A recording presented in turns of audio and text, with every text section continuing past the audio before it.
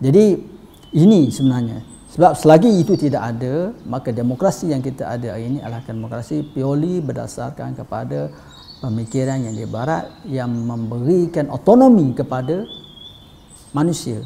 Jadi manusia menentukan masa depan kita, yang manusia pula pelbagai. Jadi ini masalahnya. Itu demokrasi. Jadi kita berhadapan dengan senario di mana kita terperangkap dalam sistem itu. Jadi kita nak buat adil pun jadi susah. Sebab bila kita nak buat adil je, orang ni dah tak setuju, orang ni tak setuju, dan masing-masing oleh kerana bergantung kepada undi. Jadi akhirnya sistem itu menjerat kita.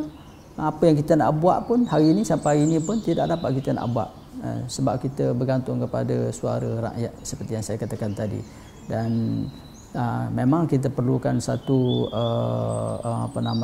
pemimpin yang berani, istilah saya, untuk merubah apa dikatakan sebagai perubahan ini, apa istilah what do you call that, inventor lah. Tak boleh klik itu dalam pemikiran saya. Satu pemimpin yang boleh mengeluarkan satu idea baru dalam konteks pemerintahan di negara kita ini. Itu saja solusinya ada. Selagi kita duduk dalam sistem yang dibuat oleh barat, maka kita akan ditekan hari ini. Jadi kita tengoklah macam vaksin ni pun, jadi kita pun tak boleh nak saman dia, kita terpaksa beli dengan harga yang begitu mahal dan sebagainya. Jadi akhirnya rakyat yang jadi monster. Jadi bagi saya kita memang mendambakan seorang pemimpin yang betul-betul melihat dalam perspektif yang mencakupi semua fakulti insan itu, baik dari segi ketakwaannya, dari segi kebijakannya, dari segi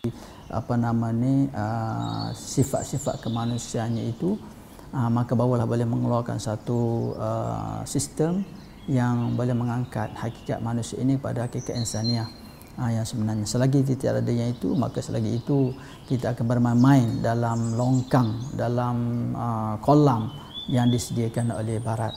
So we need a leader that boleh keluarkan satu pemikiran yang baru dalam realiti politik hari ini. Kalau kita nak katakan sebagai politik lah. Tapi saya lebih suka kalau kita katakan bahawa satu sistem kehidupan manusia hari ini yang mencakupi semua fakulti insaniah itu, baik sebagai individu maupun sebagai satu community. So yang ini bagi saya sangat kritikal, yang diperlukan oleh bukan saja negara, malah dunia ini. So we need revolutioner, kalau boleh katakan macam itu, bukanlah revolutioner membawa senjata, tetapi revolutioner dalam konteks pemikiran dan jati diri. Jadi selagi tidak ada itu, maka kita akan bermain-main dengan sandiwara yang dibentuk oleh orang lain.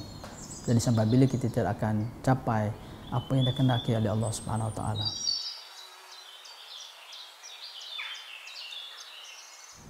Saya ingin mengatakan begini, kita banyak orang berkatakan tentang perpaduan. Bagi saya perpaduan tidak menjadi isu pada hari ini. Tetapi hari ini, kenapa saya kata tidak menjadi isu? Sebab kita telah membentuk perpaduan itu. Sama ada sedikit di sana sini titik bengik nak mengacau perpaduan itu, bagi saya itu perkara biasa. Tapi dalam konteks kerajaan lah, kalau kita lihat hari ini adalah kerajaan yang Melayu Islam secara umum lah.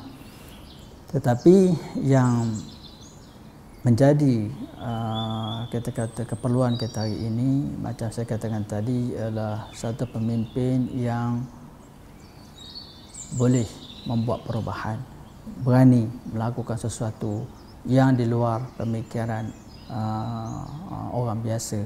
Yang ini yang kita tidak ada. Jadi kita lihat hari ini undang-undang Islam ditekan. Kita nak laksanakan tanggungjawab kita kepada Allah Subhanahu Wa Taala pun tidak boleh. Rakyat semakin susah dan sebagainya. Kenapa ini berlaku? Kerana kita tidak ada satu pemimpin yang berani untuk membuat satu perubahan berkehadapan, memberikan idea. Kalau saya beristilahkan lagi ialah hari ini naratif politik kita bukan lagi perpaduan tetapi keberanian. Jadi kita perlu pemimpin yang berani, itu saja. Selagi kita ada pemimpin yang berani, maka selagi itulah kita bermain-main dengan kehendak orang lain, agenda orang lain. Akhirnya ia musnah, bukan pemimpin itu musnah, rakyat juga akan musnah dan negara juga akan hancur. So kita dalam dilema bagi saya negara kita ini kerana tidak ada pemimpin yang saya sebutkan tadi. Wallahu a'lam.